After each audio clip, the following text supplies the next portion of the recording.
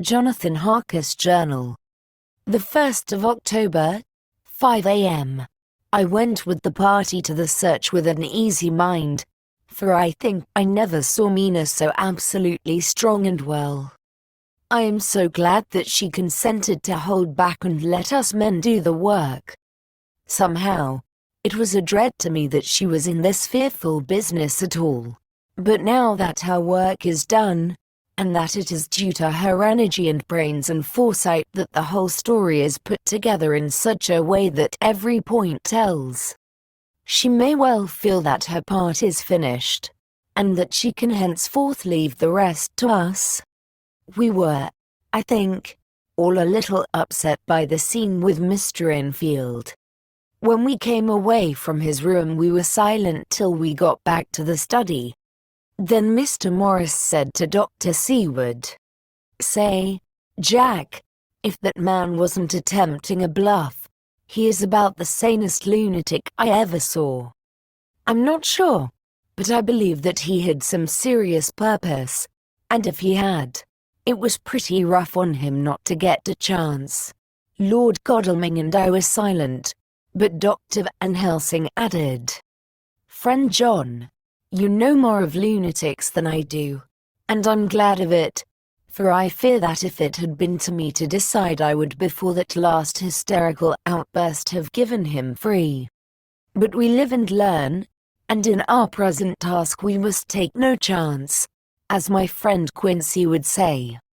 All is best as they are." Dr. Seward seemed to answer them both in a dreamy kind of way. "I don't know but that I agree with you. If that man had been an ordinary lunatic I would have taken my chance of trusting him, but he seems so mixed up with the Count in an indexy kind of way that I am afraid of doing anything wrong by helping his fads. I can't forget how he prayed with almost equal fervor for a cat, and then tried to tear my throat out with his teeth. Besides, he called the Count Lord and Master, and he may want to get out to help him in some diabolical way. That horrid thing has the wolves and the rats and his own kind to help him, so I suppose he isn't above trying to use a respectable lunatic. He certainly did seem earnest, though. I only hope we have done what is best. These things, in conjunction with the wild work we have in hand, help to unnerve a man." The professor stepped over, and laying his hand on his shoulder, said in his grave, kindly way, "Friend John, have no fear. We're trying to do our duty in a very sad and terrible case. We can only do as we deem best. What else have we to hope for, except the pity of the good God?" Lord Godalming had slipped away for a few minutes, but now he returned. He held up a little silver whistle, as he remarked, "That old place may be full of rats, and if so, I've got an antidote on call."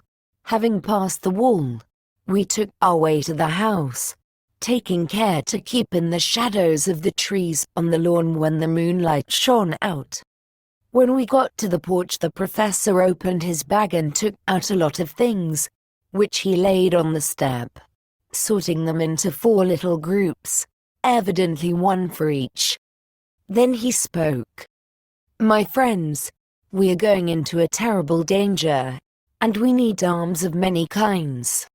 Our enemy is not merely spiritual. Remember that he has the strength of 20 men, and that, though our necks or our windpipes are of the common kind, and therefore breakable or crushable, his are not amenable to mere strength. A stronger man, or a body of men more strong in awe than him, can at certain times hold him, but they cannot hurt him as we can be hurt by him. We must, therefore, guard ourselves from his touch. Keep this near your heart." As he spoke he lifted a little silver crucifix and held it out to me. I being nearest to him, "Put these flowers round your neck." Here he handed to me a wreath of withered garlic blossoms, for other enemies more mundane. "This revolver and this knife, And for 8 in all. These so small electric lamps, which you can fasten to your breast. And for all, and above all at the last, this, which we must not desecrate needless. This was a portion of sacred wafer, which he put in an envelope and handed to me. Each of the others was similarly equipped. Now, he said, friend John, where are the skeleton keys? If so that we can open the door, we need not break house by the window, as before at Miss Lucy's. Dr. Seward tried 1 or 2 skeleton keys, his mechanical dexterity as a surgeon standing him in good stead. Presently he got one to suit. After a little play back and forward the bolt yielded, and, with a rusty clang, shot back. We pressed on the door, the rusty hinges creaked, and it slowly opened. It was startlingly like the image conveyed to me in Dr. Seward's diary of the opening of Miss Westenra's tomb. I fancy that the same idea seemed to strike the others, for with one accord they shrank back. The professor was the first to move forward, and stepped into the open door.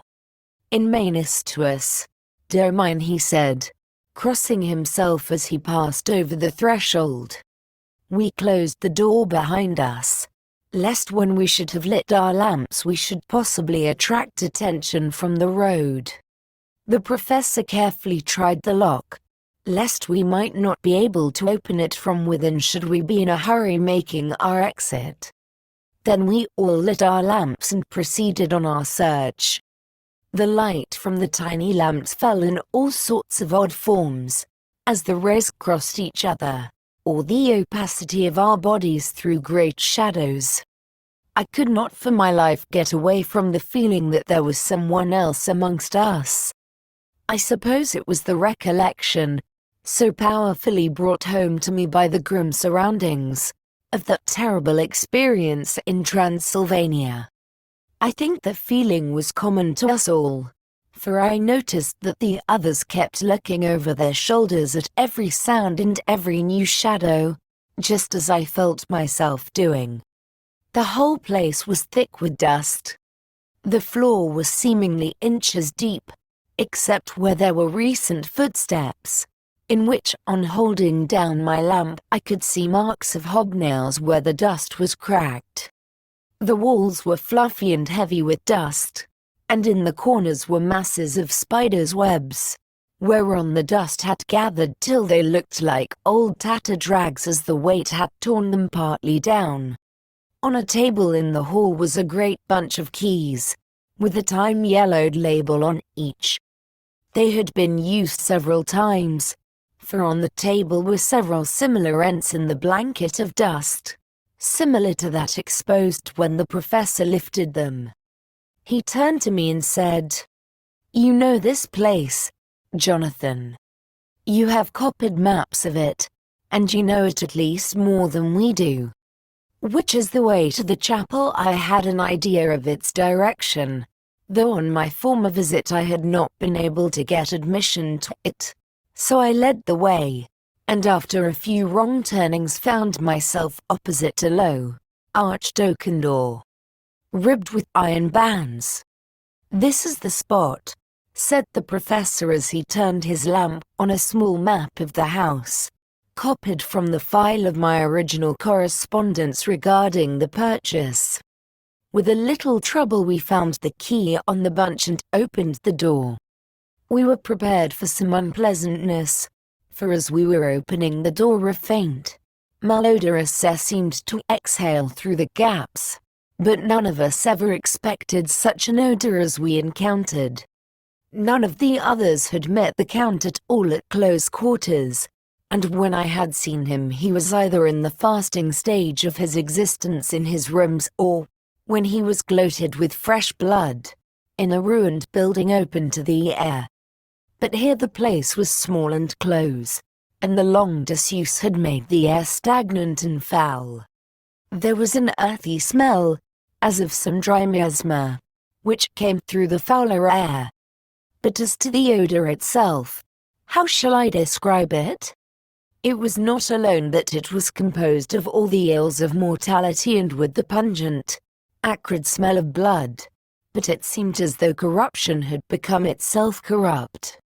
For it sickens me to think of it.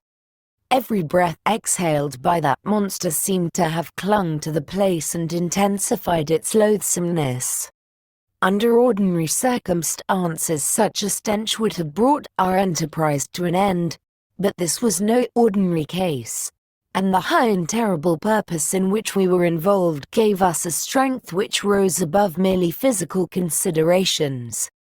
After the involuntary shrinking consequent on the first nauseous whiff, we one and all set about our work as though that loathsome place were a garden of roses. We made an accurate examination of the place, the professor saying as we began, "The first thing is to see how many of the boxes are left. We must then examine every hole and corner and cranny and see if we cannot get some clue as to what has become of the rest." A glance was sufficient to show how many remained. For the great earth chests were bulky, and there was no mistaking them. There were only 29 left out of the 50. Once I got a fright, for, seeing Lord Godalming suddenly turn and look out of the vaulted door into the dark passage beyond, I looked too, and for an instant my heart stood still. Somewhere, looking out from the shadow, I seemed to see the highlights of the Count's evil face, the ridge of the nose, the red eyes, the red lips, the awful pallor. It was only for a moment, for, as Lord Godalming said, I thought I saw a face, but it was only the shadows, and resumed his inquiry. I turned my lamp in the direction, and stepped into the passage.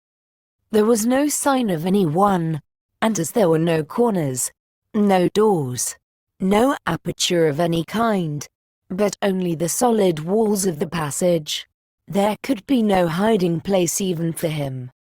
I took it that fear had helped imagination, and said nothing. A few minutes later I saw Morris step suddenly back from a corner, which he was examining. We all followed his movements with our eyes, for undoubtedly some nervousness was growing on us, and we saw a whole mass of phosphorescence, which twinkled like stars. We all instinctively drew back. The whole place was becoming alive with rats. For a moment or two we stood appalled, all save Lord Godalming, who was seemingly prepared for such an emergency. Rushing over to the great iron-bound oaken door, which Dr. Seward had described from the outside, and which I had seen myself, he turned the key in the lock, drew the huge bolts, and swung the door open. Then, taking his little silver whistle from his pocket, he blew a low, shrill call. It was answered from behind Dr. Seward's house by the yelping of dogs, and after about a minute 3 terriers came dashing round the corner of the house. Unconsciously we had all moved towards the door, and as we moved I noticed that the dust had been much disturbed. The boxes which had been taken out had been brought this way. But even in the minute that had elapsed the number of the rats had vastly increased. They seemed to swarm over the place all at once, till the lamplight, shining on their moving dark bodies and glittering, baleful eyes, made the place look like a bank of earth set with fireflies. The dogs dashed on, but at the threshold suddenly stopped and snarled, and then, simultaneously lifting their noses, began to howl in most lugubrious fashion. The rats were multiplying in thousands, and we moved out. Lord Godalming lifted one of the dogs, and carrying him in, placed him on the floor. The instant his feet touched the ground he seemed to recover his courage, and rushed at his natural enemies. They fled before him so fast that before he had shaken the life out of a score, the other dogs, who had by now been lifted in the same manner, had but small prey ere the whole mass had vanished. With their going it seemed as if some evil presence had departed, for the dogs frisked about and barked merrily as they made sudden darts at their prostrate foes, and turned them over and tossed them in the air with vicious shakes. We all seemed to find our spirits rise. Whether it was the purifying of the deadly atmosphere by the opening of the chapel door, or the relief which we experienced by finding ourselves in the open, I know not. But most certainly the shadow of dread seemed to slip from us like a robe, and the occasion of our coming lost something of its grim significance, though we did not slacken a whit in our resolution. We closed the outer door and barred and locked it, and bringing the dogs with us, began our search of the house. We found nothing throughout except dust in extraordinary proportions, and all untouched save for my own footsteps when I had made my first visit. Never once did the dogs exhibit any symptom of uneasiness, and even when we returned to the chapel they frisked about as though they had been rabbit hunting in a summer wood. The morning was quickening in the east when we emerged from the front.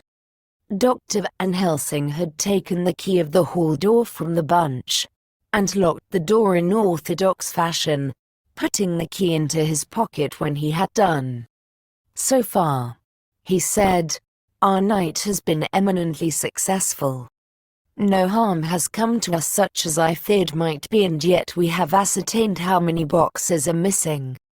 More than all do I rejoice that this, our first, and perhaps our most difficult and dangerous, step has been accomplished without the bringing there into our most sweet Madam Mina, or troubling her waking or sleeping thoughts with sights and sounds and smells of horror which she might never forget. One lesson, too, we have learned, if it be allowable to argue particularly, that the brute beasts which are to the Count's command are yet themselves not amenable to his spiritual power. For look, these rats that would come to his call. Just as from his castle top he summoned the wolves to your going into that poor mother's cry, though they come to him, they run pell-mell from the so little dogs of my friend Arthur. We have other matters before us, other dangers, other fears. And that monster, he has not used his power over the brute world for the only or the last time tonight. So be it that he has gone elsewhere. Good. It has given us opportunity to crowd-check in some ways in this chess game, which we play for the stake of human souls. And now let us go home. The dawn is close at hand, and we have reason to be content with a first night's work. It may be ordained that we have many nights and days to follow, if full of peril, but we must go on, and from no danger shall we shrink. The house was silent when we got back, save for some poor creature who was screaming away in one of the distant wards, and a low, moaning sound from Renfield's room. The poor wretch was doubtless torturing himself, after the manner of the insane, with needless thoughts of pain. I came tiptoe into our own room, and found Mina asleep, breathing so softly that I had to put my ear down to hear it. She looks paler than usual. I hope the meeting tonight has not upset her. I am truly thankful that she is to be left out of our future work, and even of our deliberations. It is too great a strain for a woman to bear. I did not think so at first, but I know better now. Therefore I am glad that it is settled. There may be things which would frighten her to hear, and yet to conceal them from her might be worse than to tell her if once she suspected that there was any concealment. Henceforth our work is to be a sealed book to her, till at least such time as we can tell her that all is finished, and the earth free from a monster of the netherworld. I dare say it will be difficult to begin to keep silence after such confidence as ours, but I must be resolute, and tomorrow I shall keep dark over tonight's doings, and shall refuse to speak of anything that has happened. I rest on the sofa, so as not to disturb her. The 1st of October, later. I suppose it was natural that we should have all overslept ourselves, for the day was a busy one, and the night had no rest at all. Even Mina must have felt its exhaustion, for though I slept till the sun was high, I was awake before her, and had to call 2 or 3 times before she awoke. Indeed, she was so sound asleep that for a few seconds she did not recognize me, but looked at me with a sort of blank terror, as one looks who has been waked out of a bad dream. She complained a little of being tired, and I let her rest till later in the day. We now know of 21 boxes having been removed, and if it be that several were taken in any of these removals, we may be able to trace them all. Such will, of course, immensely simplify our labor, and the sooner the matter is attended to the better. I shall look up Thomas Snelling today. Dr. Seward's diary. The 1st of October, it was towards noon when I was awakened by the professor walking into my room. He was more jolly and cheerful than usual, and it is quite evident that last night's work has helped to take some of the brooding weight off his mind. After going over the adventure of the night, he suddenly said, "Your patient interests me much. May it be that with you I visit him this morning. Or if that you are too occupied, I can go alone if it may be. It is a new experience to me to find a lunatic who talk philosophy, and reason so sound. I had some work to do which pressed, so I told him that if he would go alone I would be glad, as then I should not have to keep him waiting. So I called an attendant and gave him the necessary instructions. Before the professor left the room I cautioned him against getting any false impression from my patient. But, he answered, I want him to talk of himself and of his delusion as to consuming live things. He said to Madam Mina, as I see in your diary of yesterday, that he had once had such a belief. Why do you smile, friend John? Excuse me, I said, but the answer is here. I laid my hand on the typewritten matter. When our sane and learned lunatic made that very statement of how he used to consume life, his mouth was actually nauseous with the flies and spiders which he had eaten just before Mrs. Harker entered the room. Van Helsing smiled in turn. Good, he said. Your memory is true, friend John. I should have remembered. And yet it is this very obliquity of thought and memory which makes mental disease such a fascinating study. Perhaps I may gain more knowledge out of the folly of this madman than I shall from the teaching of the most wise. Who knows? I went on with my work, and before long was through that in hand. It seemed that the time had been very short indeed, but there was Van Helsing back in the study. Do I interrupt? He asked politely as he stood at the door. Not at all, I answered. Come in. My work is finished, and I am free. I can go with you now, if you like. It is needless. I have seen him. Well, I fear that he does not appraise me much. Our interview was short. When I entered his room he was sitting on a stool in the center, with his elbows on his knees, and his face was the picture of sullen discontent. I spoke to him as cheerfully as I could, and with such a measure of respect as I could assume. He made no reply whatever. Don't you know me? I asked. His answer was not reassuring. I know you well enough. You are the old fool Van Helsing. I wish you would take yourself and your idiotic brain theories somewhere else.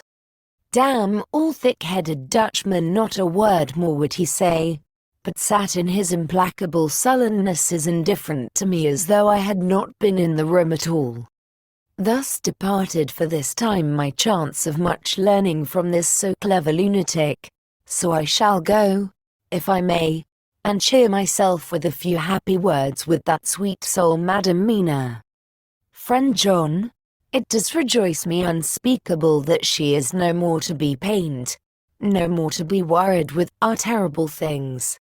Though we shall much miss her help, it is better so. I agree with you with all my heart, I answered earnestly, for I did not want him to weaken in this matter. Mrs. Harker is better out of it.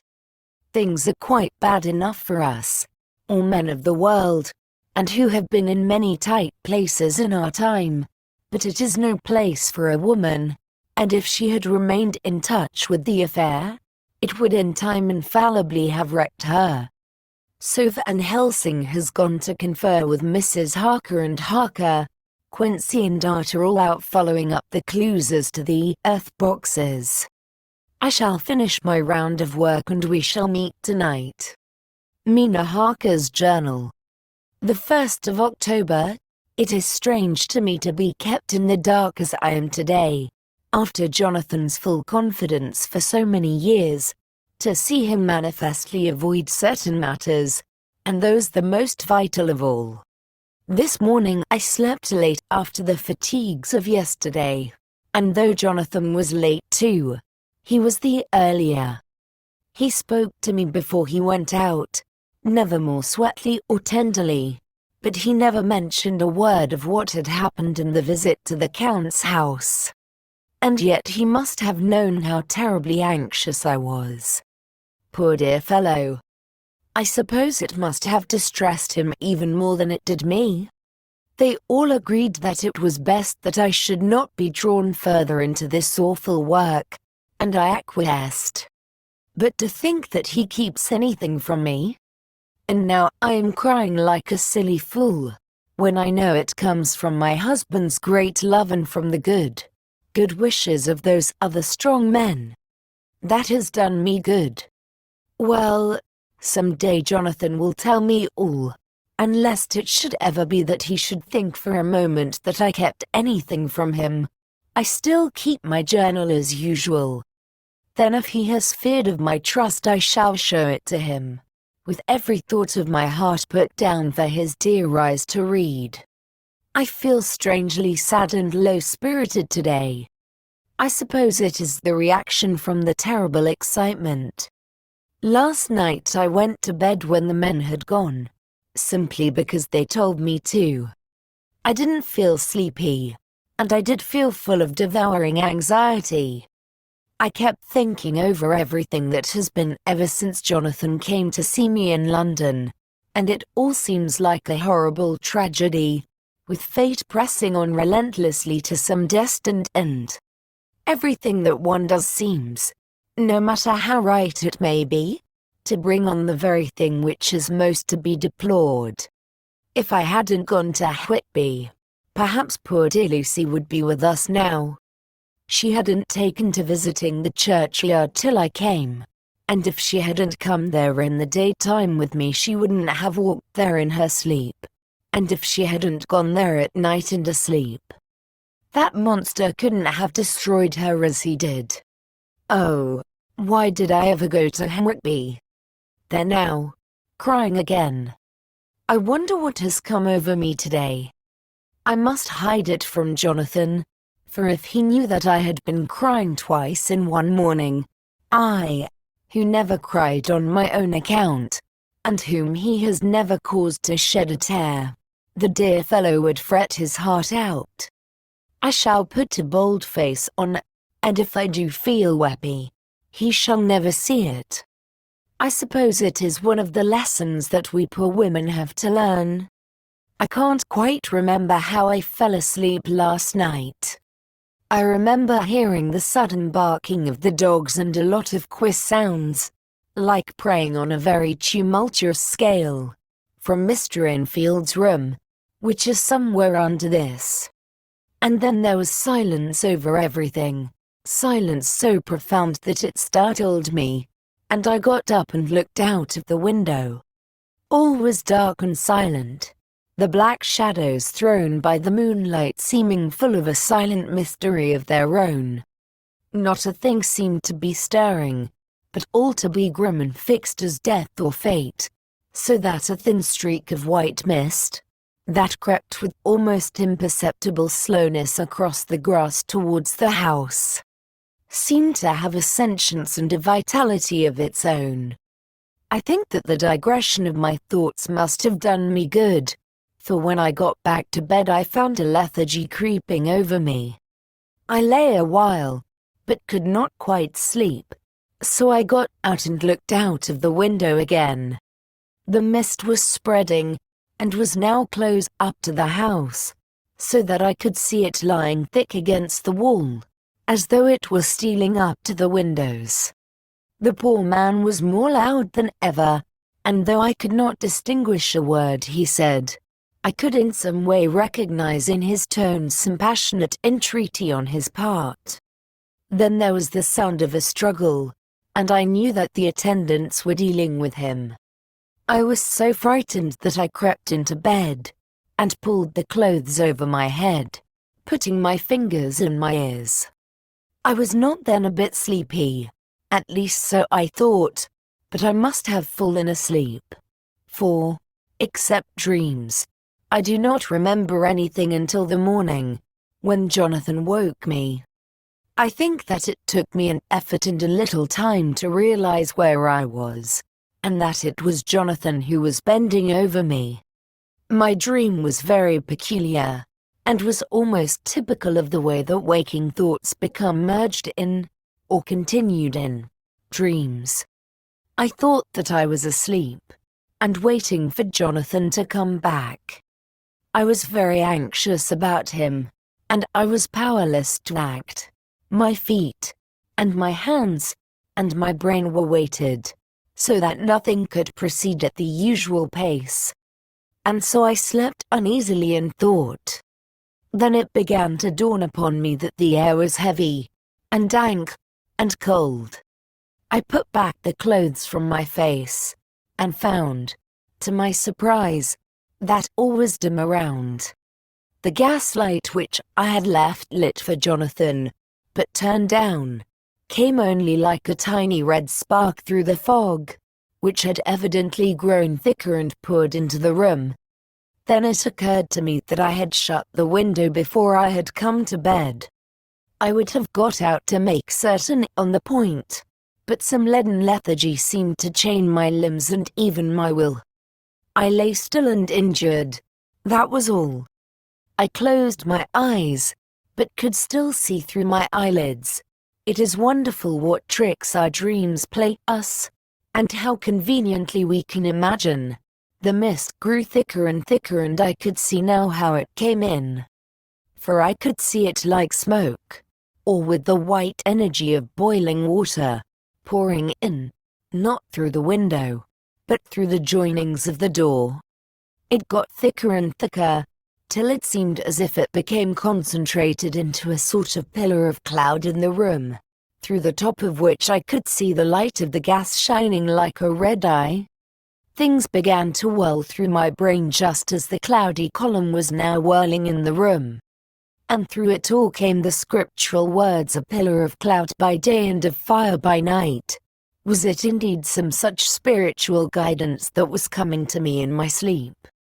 But the pillar was composed of both the day and the night guiding, for the fire was in the red eye, which at the thought got a new fascination for me, till, as I looked, the fire divided, and seemed to shine on me through the fog like two red eyes, such as Lucy told me of in her momentary mental wandering when, on the cliff, the dying sunlight struck the windows of St. Mary's Church. Suddenly the horror burst upon me that it was thus that Jonathan had seen those awful women growing into reality through the whirling mist and the moonlight, and in my dream I must have fainted, for all became black darkness.